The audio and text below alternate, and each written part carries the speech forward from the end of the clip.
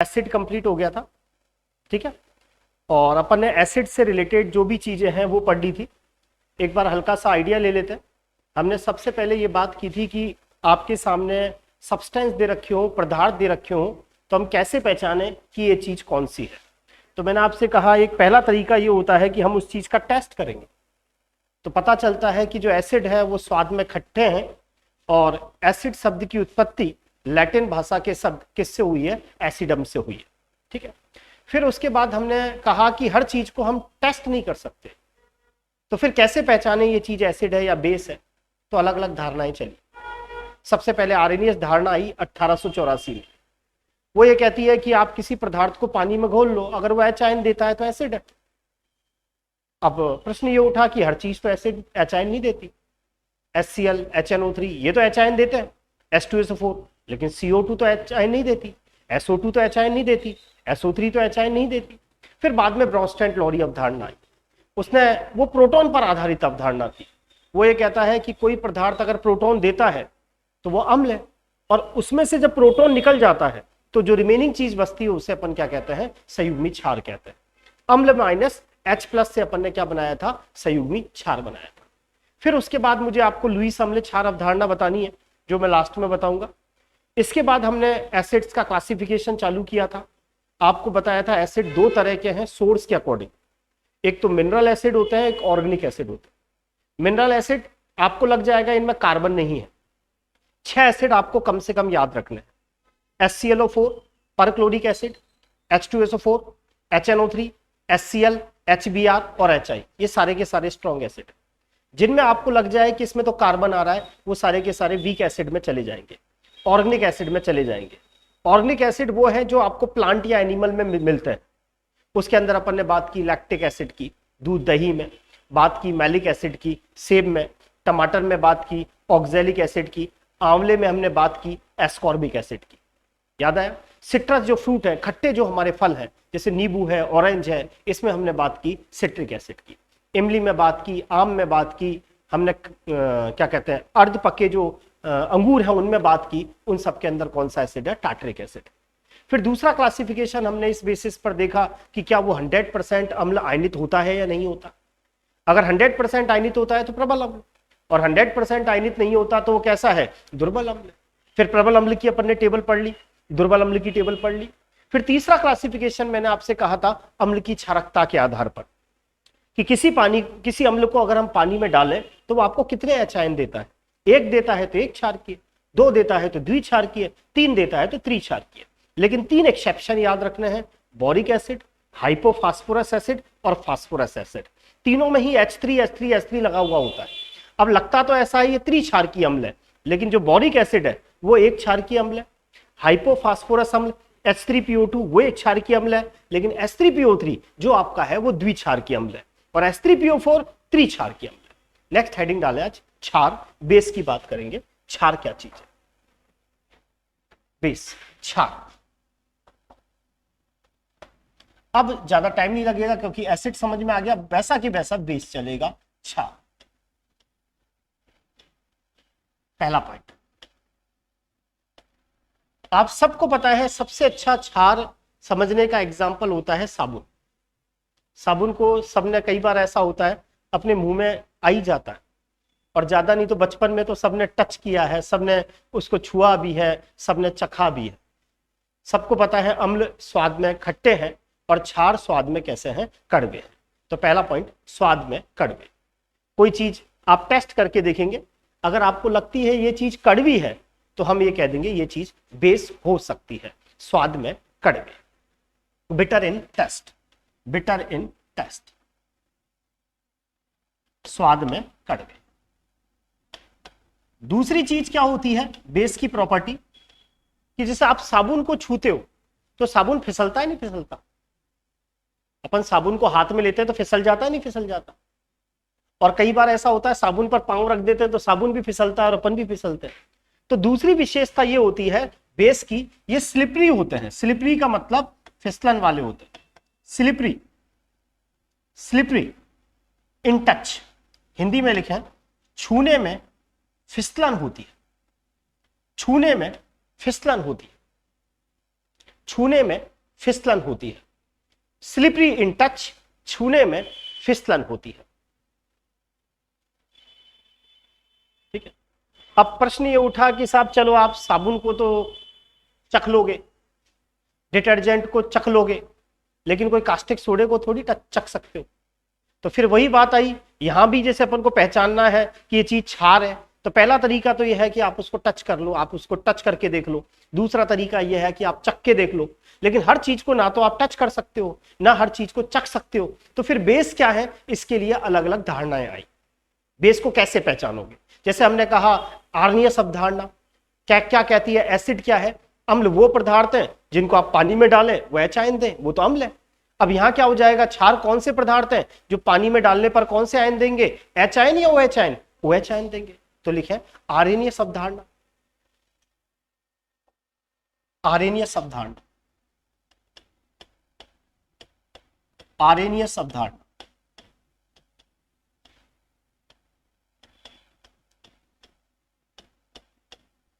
ये जो आर्नियस अवधारणा है ये 1884 की है, 1884।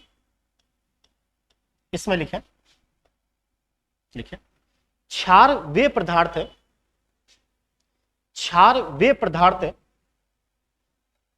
जो जलीय विलयन में, जो जलीय विलयन में OH आयन, बोर्ड पे लिखा हुआ है OH आयन, और OH आयन को आप सबको पता है कौन सा आयन बोलते हैं, hydroxyl ion. OH ion hydroxyl ion देते हैं। आर्नियस क्या कहता है, आपको यह पहचानना है ये चीज बेस है। तो कैसे पहचानोगे, उस पदार्थ को लोगे और पानी में डाल दोगे। अगर वो पानी में OH आयन दे देता है तो इससे अपन को ये पता चलता है कि वो चीज क्या है, बेस है। और OH आयन को ही हम क्या बोलते हैं, हाइड्रोक्सिल आयन। जैसे मान के चलो आपने NaOH को पानी में डाला, NaOH। अब आप NaOH को पानी में डालोगे तो सीधी सी बात है, आपको क्या क्या मिलेगा, Na+ और साथ में क्या मिलेगा, OH-। तो ये पता चल रहा है कि जो NaOH है, जो NaOH है, इसको पानी में डालने पर ये OH आयन देता है। इसीलिए आप क्या कह दोगे कि आर्नियस के अनुसार ये चीज क्या है, क्षार है। कास्टिक सोडा NaOH क्षार है, क्योंकि पानी में डालने पर ये आपको क्या देता है, OH आयन। लिख लें।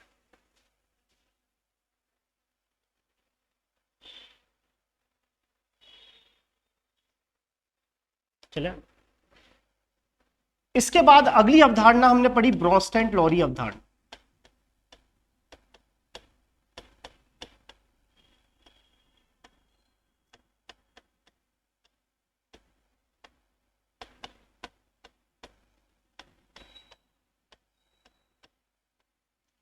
अब ये कहता है कि जैसे अमोनिया है, अमोनिया,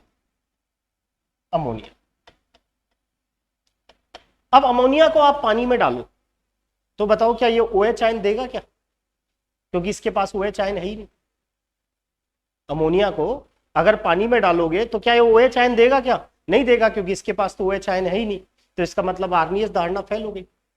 आर्नियस हर क्षार के बारे में नहीं बताता है कि ये चीज बेस है। आर्नियस की संकल्पना वहीं लागू होती है, उन्हीं बेस पर लागू होती है जो पानी में घोलने पर OH आयन थे। और वेरी इंपॉर्टेंट, आर्नियस की अवधारणा कहां लागू होती है, जलीय विलयन में। आपको पदार्थ को किसके अंदर घोलना है, पानी में घोलना है। जबकि ब्रोंस्टेन-लॉरी ये नहीं कहता कि आपको पानी में घोलना है, वो कहता है आप कोई भी विलायक ले सकते हो। अगर वो पदार्थ विलायक को प्रोटॉन देता है तब तो वो अम्ल है, लेकिन विलायक से अगर प्रोटॉन ले लेता है तो फिर वो पदार्थ क्या है, क्षार। तो ब्रोंस्टेन-लॉरी जो अवधारणा है वो आप सबको पता है किस पर आधारित है, ब्रैकेट में लिखें H+ प्रोटॉन पर आधारित। H+ ब्रैकेट में लिखोगे क्या, प्रोटॉन पर आधारित। ये प्रोटॉन पर आधारित है।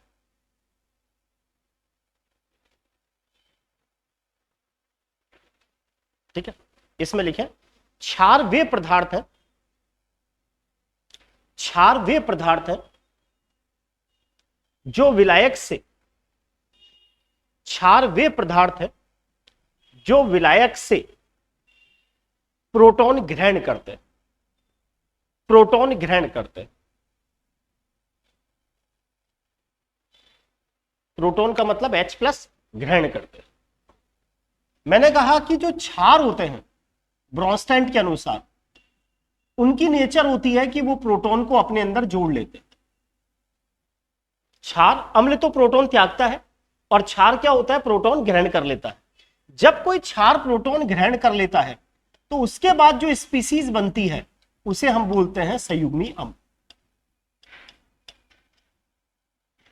जैसे अपन ने पढ़ा था ना, अम्ल जब H+ त्याग देता है तो संयुग्मी क्षार बनता है, और क्षार जब H+ ग्रहण कर लेता है तो क्या बनता है, संयुग्मी अम्ल बनता है। क्या मतलब है, जैसे मान लो अमोनिया है, आपने इसको पानी में डाला और ये क्या कर लेता है, पानी से H+ आयन लेता है, प्रोटॉन ग्रहण करता है। अमोनिया को आपने पानी में डाला, अब ये क्या करता है, पानी में H+ और OH आयन है, तो पानी में से क्या करता है, H+ आयन को क्या कर लेता है, ग्रहण कर लेता है। अमोनिया H+ आयन को ग्रहण करके कौन सा आयन बना लेता है, अमोनियम आयन बना लेता है। ठीक है, अब आपसे कैसे क्वेश्चन पूछेगा, अमोनिया का संयुग्मी अम्ल कौन सा है।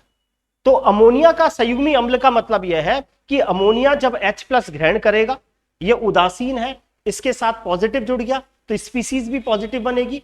अमोनिया जब प्रोटॉन को ग्रहण करता है तो अमोनियम आयन बनता है। यहां अमोनिया तो क्षार है, ये प्रोटॉन है, और प्रोटॉन ग्रहण करने के बाद जो NH4+ बना वो चीज क्या है, संयुग्मी अम्ल है। आ रहा समझ में, यानी क्षार और संयुग्मी अम्ल में केवल एक प्रोटॉन का अंतर होता है। क्षार अगर प्रोटॉन को ग्रहण कर लेता है तो संयुग्मी अम्ल बनाता है। 11th क्लास की किताब में 3 एग्जाम्पल है, अमोनिया H+ अमोनियम आयन, दूसरा NH2- H+ अमोनिया बनाएगा, तीसरा HCW-, इसे बोलते हैं फॉर्मेट आयन, H+ ग्रहण करेगा तो जब इसके साथ H जुड़ जाएगा तो HCWH। ये 3 एग्जाम्पल वापस समझ लें। अमोनिया क्या है, क्षार है, क्योंकि किसको ग्रहण कर रहा है, H+ को। किस में बदला, अमोनियम आयन में। NH2- ने किसको ग्रहण किया, H+ को। जैसे इसके साथ H जुड़ा तो NH2 किस में बदल गया, NH3 में, और प्लस- उदासीन हो गए और क्या बन गया, अमोनिया। HCW- में जब H+ जुड़ा तो HCWH जुड़ गया, HCWH बन गया। HCWH आप सब जानते हैं फार्मिक अम्ल बोलते हैं, और फार्मिक अम्ल सबको पता है लाल चींटी में पाया जाता है। समझ में आ गई बात। इस आयन को हम फार्मेट आयन बोलते हैं, इसको फार्मिक अम्ल बोलते हैं। आ रही बात समझ, क्या चीज, अमोनियम आयन, अमोनियम, हाँ अमोनियम, इसको बोलते हैं अमोनियम आयन।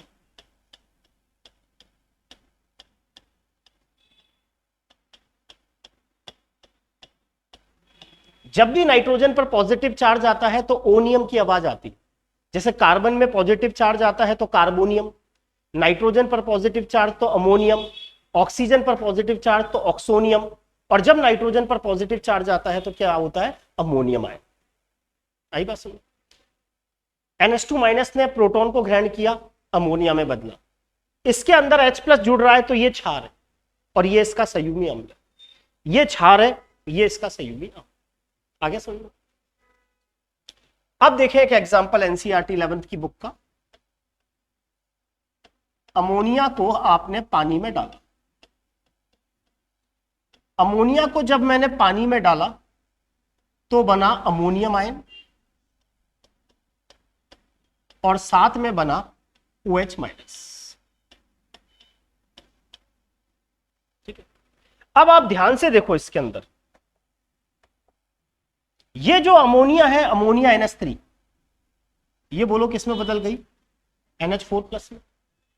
अब बताओ अमोनिया ने H+ त्यागा है या H+ ग्रहण किया है, बताओ अमोनिया में H+ जुड़ा है या अमोनिया ने H+ ग्रहण किया है या H+ त्यागा है, ग्रहण किया। और जो H+ ग्रहण करता है वो क्या कहलाता है, क्षार। अरे हाँ या ना। अब जरा ध्यान से देखो, H2O OH- में बदला।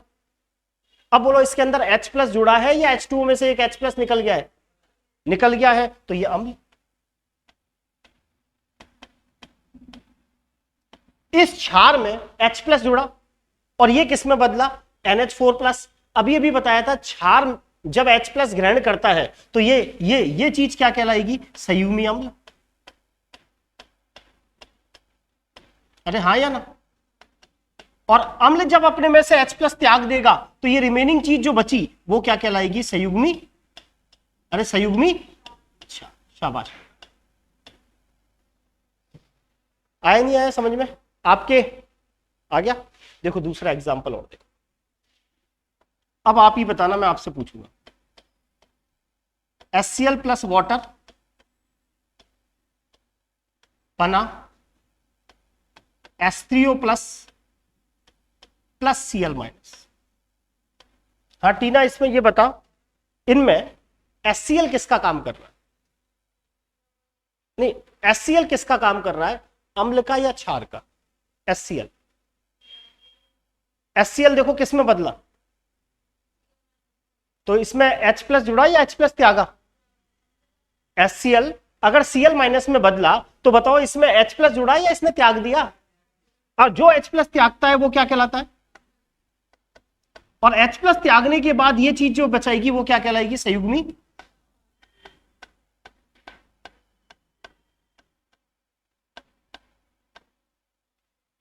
H2O क्या कर रहा है? H प्लस त्याग रहा है या ग्रहण कर रहा है? ग्रहण कर रहा है, शाबाश। अगर ग्रहण कर रहा है तो ये क्षार, और H प्लस जब इसने ग्रहण कर लिया तो ऑटोमेटिक ये क्या बन जाएगा? संयुग्मी।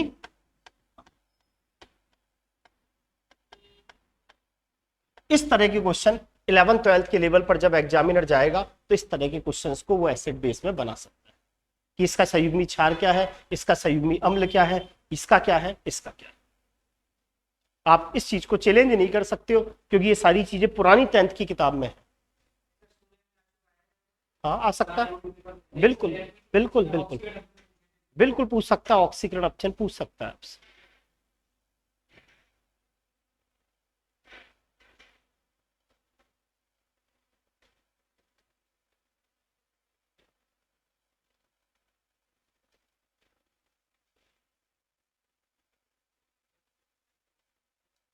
आ गया होगा समझ में?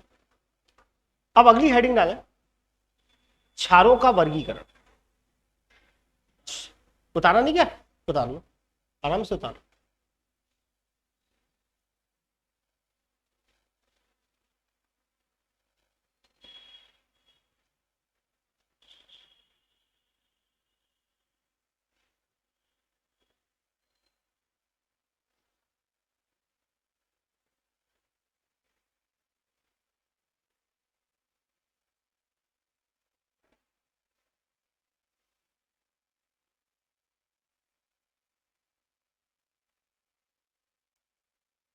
जब आप अगले संडे को टेस्ट दोगे तो मैं इसी तरह के क्वेश्चन पूछूंगा।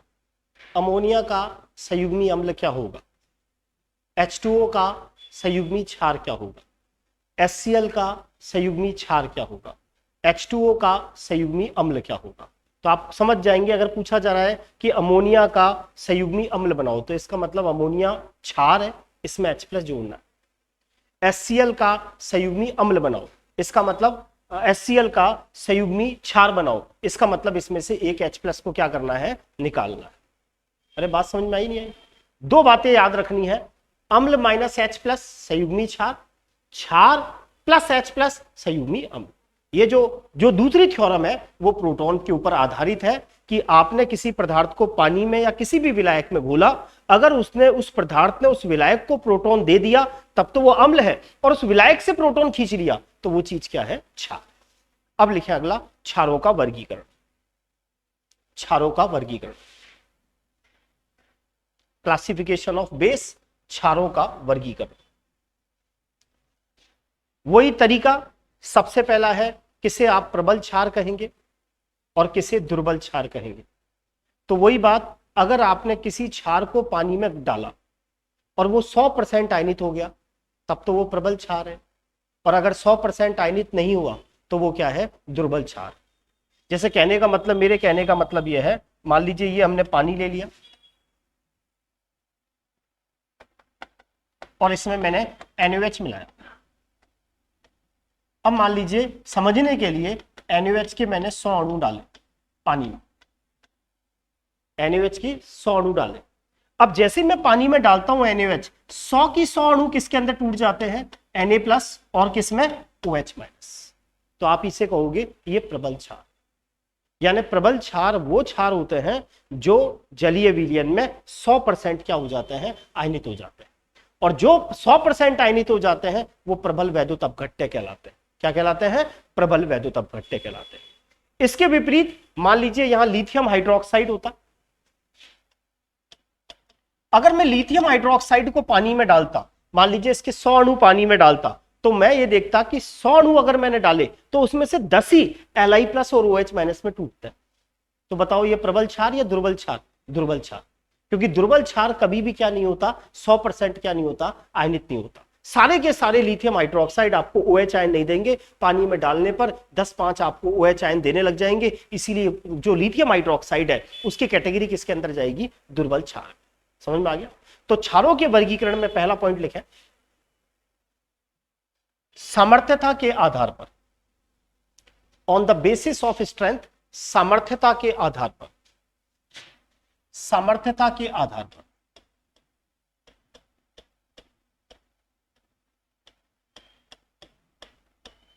सामर्थ्यता के आधार पर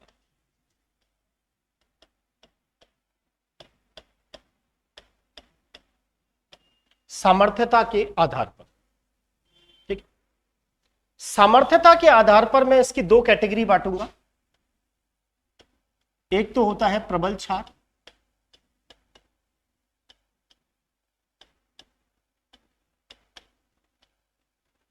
प्रबल क्षार, स्ट्रॉन्ग बेस, प्रबल क्षार। इसमें लिखें वे क्षार जो जल में पूर्ण रूप से आयनित हो जाते हैं, वे क्षार जो जल में पूर्ण रूप से आयनित हो जाते हैं, अर्थात प्रबल वैद्युत अपघट्य होते हैं, अर्थात प्रबल वैद्युत अपघट्य होते हैं, अर्थात प्रबल वैद्युत अपघट्य होते हैं।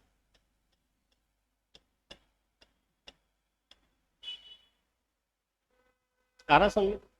अब प्रबल क्षार आपके कौन कौन से हैं जो आपको याद रखने होते हैं। थोड़ा बहुत आप सबने पीरियोडिक टेबल पढ़ रखी, पीरियोडिक टेबल थोड़ी बहुत तो पता होता है। जो आपने फर्स्ट नंबर का ग्रुप सबने पढ़ रखा होगा, थोड़ा बहुत हलीना की रब से फरियाद, ये सबने थोड़ा बहुत पढ़ रखा होता है, सबने पढ़ रखा होगा। बेटा मांगे, हाँ वही, बेटा मांगे कन्या सुंदर बाप रोए, ये सबने पढ़ रखा है तरीका, सबने ग्रेजुएशन कर रखी है। बिल्कुल वो मैं पढ़ाऊंगा। अगर मैं फर्स्ट ए वर्ग के हाइड्रोक्साइड बोलूं, फर्स्ट ए वर्ग, इसे बोलते हैं फर्स्ट ए वर्ग। क्या होता है, जो हमारी पीरियोडिक टेबल है उसके अंदर 18 वर्ग है, खड़ी लाइनें 18 है और 7 आवर्त है। उसमें जो पहले नंबर का वर्ग है वो फर्स्ट ए वर्ग कहलाता है, क्योंकि इन सबकी टेंडेंसी होती है एक इलेक्ट्रॉन त्यागने की। लिथियम +1 बनाता है, सोडियम +1 बनाता है, पोटेशियम +1 बनाता है, जैसे आपने पढ़ा होगा NaCl, Na+Cl-। ये सारे के सारी जो मेटल्स हैं ये क्या है, इन सब में +1 ऑक्सीडेशन स्टेट पाई जाती है, इसीलिए इनको ग्रुप नंबर 1 में रखा जाता है। हाइड्रोजन को छोड़े, अब इन सबके साथ में हाइड्रोक्साइड जोड़ देता हूं, lithium hydroxide, sodium hydroxide, potassium hydroxide, rubidium hydroxide और सीजियम हाइड्रोक्साइड। जब हम वर्ग में ऊपर से नीचे आते हैं तो आप सबने पढ़ा होगा आकार बढ़ता है। अरे आवर्त सारणी में पढ़ा ही नहीं पढ़ा, वर्ग में ऊपर से नीचे आते हैं तो आकार बढ़ता है। वो हाइड्रोक्साइड सबसे ज्यादा क्षारीय होता है जिसके साथ धातु बड़े आकार की जुड़ी हो। तो लिथियम से बड़ा सोडियम, सोडियम से बड़ा पोटेशियम, पोटेशियम से बड़ा रुबिडियम, रुबिडियम से बड़ा सीजियम। मुझसे पूछा जाए इन सब में सबसे प्रबल क्षार कौन सा है, तो आप कहेंगे सीजियम हाइड्रोक्साइड। हाइड्रोक्साइड के साथ जो मेटल जुड़ रही है वो जितने बड़े आकार की होगी वो उतना ज्यादा क्या होगा, क्षारीय होगा। इस फर्स्ट वर्ग के हाइड्रोक्साइड में केवल लिथियम हाइड्रोक्साइड को छोड़ दीजिए। लिथियम हाइड्रोक्साइड दुर्बल क्षार की कैटेगरी में आता है। Sodium hydroxide, potassium hydroxide, rubidium hydroxide, caesium hydroxide, ये सारे के सारे स्ट्रॉन्ग बेस है, सिर्फ किसको छोड़कर, लिथियम हाइड्रोक्साइड। अब सेकेंडरी ग्रुप में देखें, beryllium hydroxide, magnesium hydroxide, calcium hydroxide, स्ट्रांशियम hydroxide, barium hydroxide. इनमें बेरिलियम और मैग्नीशियम के हाइड्रोक्साइडों को छोड़ दो, इन दो को, ये वीक बेस है, ये दुर्बल क्षार है। कैल्शियम हाइड्रोक्साइड स्ट्रॉन्ग बेस है, स्ट्रांशियम हाइड्रोक्साइड स्ट्रॉन्ग बेस है, बेरियम हाइड्रोक्साइड स्ट्रॉन्ग बेस है। बताया ना, वर्ग में ऊपर से नीचे आकार बढ़ता है, और हाइड्रोक्साइड के साथ जो मेटल जुड़ी है वो जितने बड़े आकार की होती है उसके अंदर बेसिक गुण उतने ही क्या होते हैं, ज्यादा होते हैं। टेस्ट में मैं इस तरह के क्वेश्चन दूंगा, इनमें सबसे ज्यादा बेसिक कौन है, सबसे ज्यादा प्रबल क्षारीय कौन है, तो आप कहेंगे सीजियम हाइड्रोक्साइड। क्यों? क्योंकि वर्ग में ऊपर से नीचे आने पर क्या बढ़ता है, आकार बढ़ता है। आ रहा है समझ में? तो प्रबल क्षार के एग्जांपल्स लिखे अपनी कॉपी में, एग्जांपल समझ में आ गया होगा। Sodium hydroxide, potassium hydroxide, rubidium hydroxide, caesium hydroxide. समझ में आ गया? फर्स्ट ग्रुप के सारे हाइड्रोक्साइड किसको छोड़कर, लिथियम को छोड़कर। Sodium hydroxide, potassium hydroxide, rubidium hydroxide, caesium hydroxide strong base है। सेकेंडरी ग्रुप में बेरिलियम और मैग्नीशियम के हाइड्रोक्साइडों को छोड़कर तो क्या क्या बच गई, कैल्शियम हाइड्रोक्साइड, स्ट्रांशियम हाइड्रोक्साइड और बेरियम हाइड्रोक्साइड। ये सब स्ट्रॉन्ग बेस है 7। जैसे अपन ने एसिड पढ़े थे ना, स्ट्रॉन्ग एसिड 6, ऐसे स्ट्रॉन्ग बेस कितने याद रखने हैं, 7। समझ में आ गया होगा। फर्स्ट ग्रुप में लिथियम हाइड्रोक्साइड को छोड़ दो, शेष सारे। सेकेंड ग्रुप में बेरिलियम और मैग्नीशियम को छोड़ दो, बीई बेरिलियम है, ये बीए है, बीए बेरियम है, बेरियम। आ गया समझ में? वो बीई बेरिलियम है। बेरिलियम और मैग्नीशियम के हाइड्रोक्साइड दुर्बल होते हैं, कैल्शियम, स्ट्रांशियम, बेरियम, इनके हाइड्रोक्साइड स्ट्रॉन्ग बेस होते हैं। समझ में आ गया? अब लिखे दुर्बल क्षार। दुर्बल क्षार ये वे क्षार है जो जलीय विलयन में पूर्ण रूप से आयनित नहीं होते।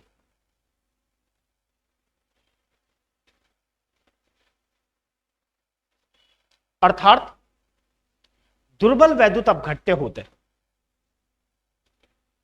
अर्थात दुर्बल वैद्युत अपघट्य होते हैं।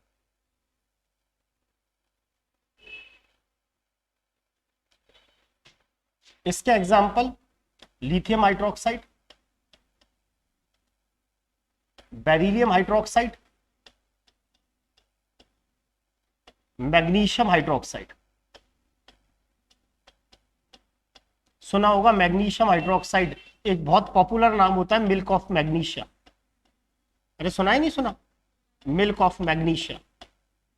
पेट में जब आपकी एसिडिटी हो जाती है ना, तो उसका ट्रीटमेंट इसी से करते हैं।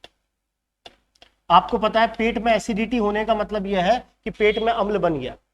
अम्ल बनने का मतलब पेट में H+ आयन आ गए, तो H+ आयन को न्यूट्रलाइज कौन करेगा, OH आयन ही तो करेगा। तो इसीलिए उसके अंदर milk of magnesia, magnesium hydroxide देते हैं। एक आपको याद रखना है अमोनियम हाइड्रोक्साइड।